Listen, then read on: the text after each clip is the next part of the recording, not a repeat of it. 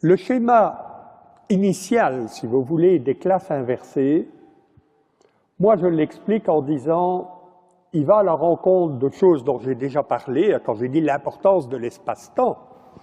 La présence, et on veut dire par là ce qu'on fait maintenant, en présence de l'enseignant, du maître, du professeur, et la distance, ce qu'on fait quand il n'est pas là. Ce qui résout déjà un problème. Oui, mais dans les classes inversées, les étudiants sont amenés à regarder des vidéos à la maison. Ben oui, c'est en distance. Mais moi, ce que je vous ai dit, distance veut dire en absence de l'enseignant. Donc, dans certains collèges, par exemple au Québec, ils font des centres médias où les étudiants vont prendre connaissance de la matière en travaillant en groupe, en échangeant, etc. Et la rencontre se passe dans une classe en présence d'un professeur. Donc, ça élargit déjà un tout petit peu l'angle de vue. Présence-distance. Les lignes, enseigner, voilà ce que je fais maintenant, apprendre, peut-être pour certains, j'espère, un tout petit peu, ce que vous allez faire et que je ne peux pas faire à votre place. Dans la vue traditionnelle, j'aime bien la caricature, parce que la caricature, elle polarise. Alors vous allez dire, oui, mais vous polarisez le blanc, le noir, vous avez dit le côté clair, le côté obscur, etc. Oui, oui, oui, oui, c'est pour délimiter le terrain qui est entre les deux, le mélange. Néanmoins, dans l'enseignement traditionnel, l'enseignement lui-même se fait en présence. Le cours a lieu dans l'amphi B24 le mardi, telle date à telle heure.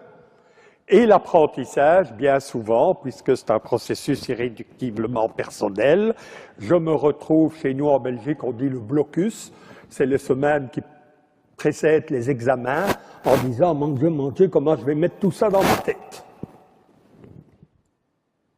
Vous voyez qu'il y a deux cases vides, qui sont l'inspiration de ce que j'appelle le niveau de base des classes inversées, c'est de se dire qu'une partie, nous ne sommes pas dans le totalitarisme, une partie de l'enseignement peut se faire à distance, et j'ai expliqué qu'est-ce que c'était, et ça permet de libérer du temps pour faire des activités qui sont plus proches de l'apprentissage, parce que l'apprentissage est une activité qui coûte de l'énergie, quoi qu'on en dise, et qui ne sera jamais facile.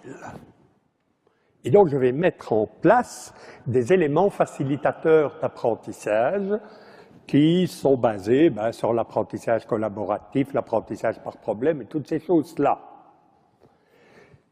Moi, je dis moi pas par orgueil, simplement parce que des auteurs ne sont pas d'accord avec moi, les classes inversées, c'est quelque chose qui va considérer tout ça dans une sorte de systémique.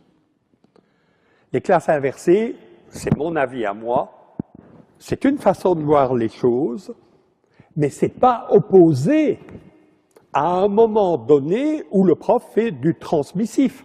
En vertu de quelle loi divine ce serait opposé? Moi, dans mes cours à Louvain, depuis plus de 10 ans en tout cas, je fais des cours très open, où c'est les étudiants qui vont chercher des infos, ils reviennent, ils présentent aux autres, etc. Vous savez, quand on pousse là au maximum, ce sont les étudiants qui vous demandent de faire du magistral.